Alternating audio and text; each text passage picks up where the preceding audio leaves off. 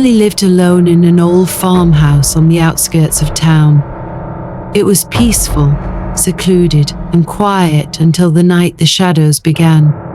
It started small, a flicker at the edge of her vision, a brief movement she could never quite place. She'd glance up from her book or her dinner, expecting to see something, but there was never anything there. It was easy to brush off at first, maybe just a trick of the light, or her mind playing games with her after a long day. But then, one night she saw it clearly. She was in bed, just starting to drift off, when she heard a faint tapping at the window. Her heart skipped a beat, but she told herself it was probably a tree branch or some animal outside.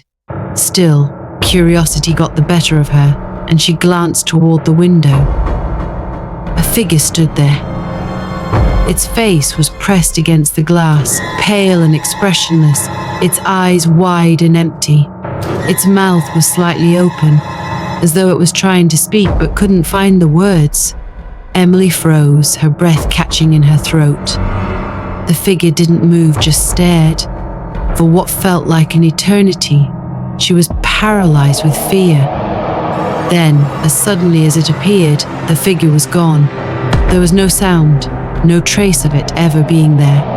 Emily didn't sleep that night. The next evening, the tapping returned. This time, she didn't look. She pulled the covers over her head, squeezing her eyes shut, willing herself not to listen. But the tapping grew louder, more insistent, as if whatever was outside was begging to be let in. The third night, it wasn't at the window. Emily awoke to the sound of soft breathing in her room. Her eyes flew open, and there it was, the figure, standing at the foot of her bed, watching her. Its head was tilted to one side, its mouth still hanging open in that silent scream. Slowly, it raised one hand and pointed to the window. The glass was smeared with condensation, but on it, written in a language she couldn't understand, was a message. She didn't need to read it to know what it meant. I always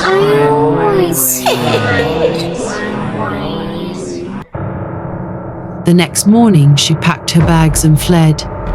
But the shadow followed her, always lurking, always watching. No matter where she went, it was there, waiting at every window, every corner of her vision. With each passing hour, it grew bolder, clawing at her sanity. As the darkness closed in, it leaned in closer, its voice a raspy hiss that slithered into her ears. You can run, but I'm already inside.